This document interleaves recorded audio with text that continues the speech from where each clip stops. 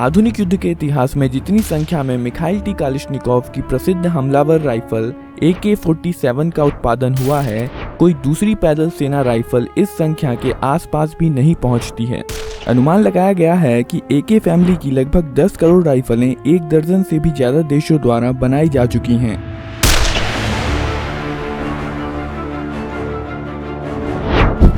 इस वीडियो में हम देखेंगे कि AK-47 काम कैसे करती है। AK-47 की स्टैंडर्ड मैगजीन में 30 राउंड आ सकते हैं और ये कर्व शेप की होती है ताकि कारतूस आसानी से बैरल में जा सके।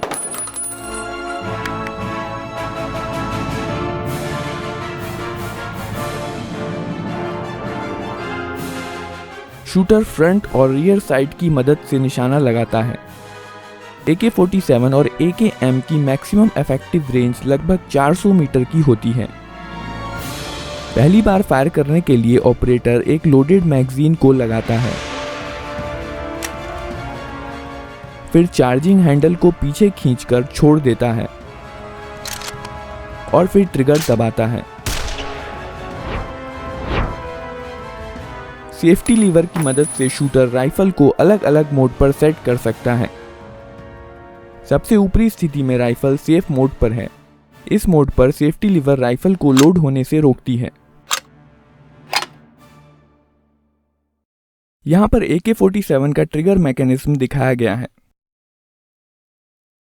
जब राइफल सेफ मोड पर है तो ट्रिगर ब्लॉक हो जाता है और इसलिए ट्रिगर को नहीं दबाया जा सकता है। जब सेफ्टी लीवर सबसे निचले स्थान पर होती है तो ट्रिगर अनब्लॉक हो जाता है और राइफल अब सेमी ऑटोमेटिक मोड पर है। जब ट्रिगर दबाया जाता है तो हैमर मेन स्प्रिंग के दबाव में फायरिंग पिन पर चोट करता है। फायरिंग के बाद बोल्ट कैरियर पीछे आता है और हैमर को पीछे धकेल देता है। डिस्कनेक्टर हैमर को पकड़ लेता है। बोल्ट कैरियर रिकॉइल स्प्रिंग के कारण अपनी पहले वाली स्थिति में चला जाता है, जबकि हैमर डिस्कनेक्टर में फंसा रह जाता है। जब ट्रिगर रिलीज किया जाता है तो डिस्कनेक्टर हैमर को छोड़ देता है, पर तुरंत ही हैमर ट्रिगर में अटक जाता है और अब राइफल फिर से फायर करने के लिए तैयार है। इस प्रकार सेमी ऑटोमेटिक मोड में एक बार ट्रिगर दबाने पर राइफल एक ही राउंड फायर करती है। दूसरा राउंड फायर करने के लिए ट्रिगर को रिलीज करना जरूरी होता है। फुल्ली ऑटोमेटिक मोड में सेफ्टी लीवर बीच की स्थिति में होती है और डिस्कनेक्टर को ब्लॉक करके रखती है। इस केस में फायरिंग के बाद जब बोल्ट कैरियर हैमर को पीछे धकेलता है, डिस्कनेक्टर हैमर को नहीं पकड़ पाता है। लेकिन अगर हैमर को किसी चीज से रोका नहीं गया तो यह बोल्ट कैरियर के साथ वापस चला जाएगा। इसे रोकने के लिए ऑटो सीयर का इस्तेमाल किया जाता है। बोल्ट कैरियर के वापस लौटते समय ऑटो सीयर हैमर को रोक कर रखता है। वहीं बोल्ट कैरियर वापस लौटने के दौरान ऑटो सीयर को हैमर से डिसएंगेज कर देता है और इसलिए हैमर ऑटोमेटिकली फायरिंग पिन पर चोट कर देता है।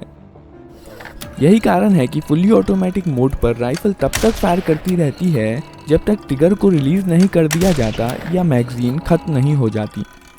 अब हम देखेंगे कि कारतूस को बैरल में कैसे लोड किया जाता है। जब बोल्ट कैरियर वापस आ रहा होता है, बोल्ट जो कि बोल्ट कैरियर में रखा होता है, मैगजीन में से एक कारतूस को बैरल में धकेल देता है।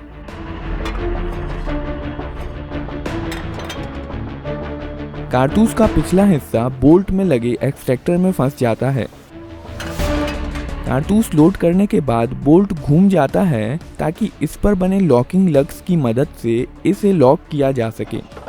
अब बोल्ट पीछे की ओर नहीं जा सकता है और फायरिंग के दौरान अपनी स्थिति में मजबूती के साथ बना रहता है।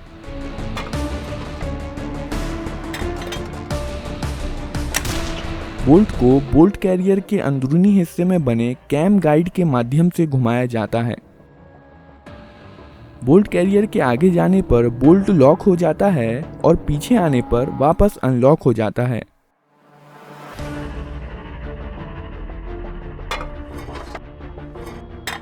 अब बंदूक फायरिंग के लिए तैयार है।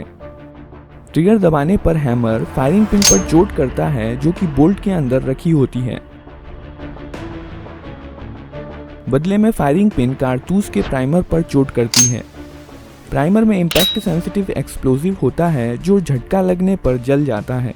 इसके कारण कारतूस में रखे गन पाउडर में आग लग जाती है और बुलेट के पीछे की जगह बहुत सारी हाई प्रेशर गर्म गैसों से भर जाती है।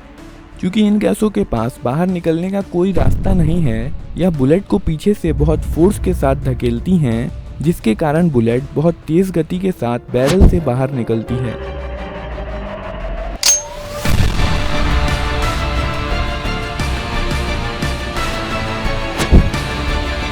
यह एक्सपेंड होती हुई गैसें गैस पिस्टन को पीछे की तरफ धकेल देती हैं। यही वजह है कि इस तरह की रिलोडिंग को गैस ऑपरेटेड रिलोडिंग कहा जाता है। बोल्ट कैरियर गैस पिस्टन से जुड़े होने के कारण गैस पिस्टन के साथ पीछे जाता है। पीछे जाते समय कैम गाइड बोल्ट को घुमा देता है, जिससे यह अनलॉक हो जाता है। अब बोल्ट कैरियर के साथ पीछे जा सकता है। खोखा एक्सट्रैक्टर की मदद से पीछे आता है और इजेक्टर इसे बाहर निकाल देता है।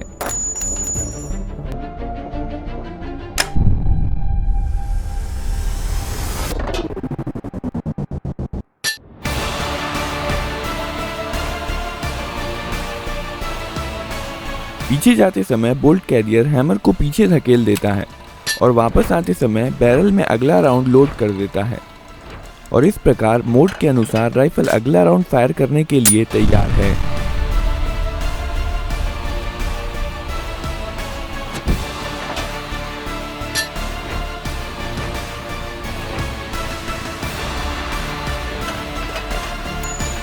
कठोर परिस्थिति में विश्वसनीयता, पश्चिमी हथियारों की तुलना में कम उत्पादन लागत, लगभग हर भौगोलिक क्षेत्र में इसकी उपलब्धता और इस्तेमाल करने में आसानी कुछ ऐसे कारण हैं कि 7 दशकों के बाद भी AK-47 और इसके वेरिएंट दुनिया की सबसे लोकप्रिय और व्यापक रूप से इस्तेमाल की जाने वाली राइफल बनी हुई है।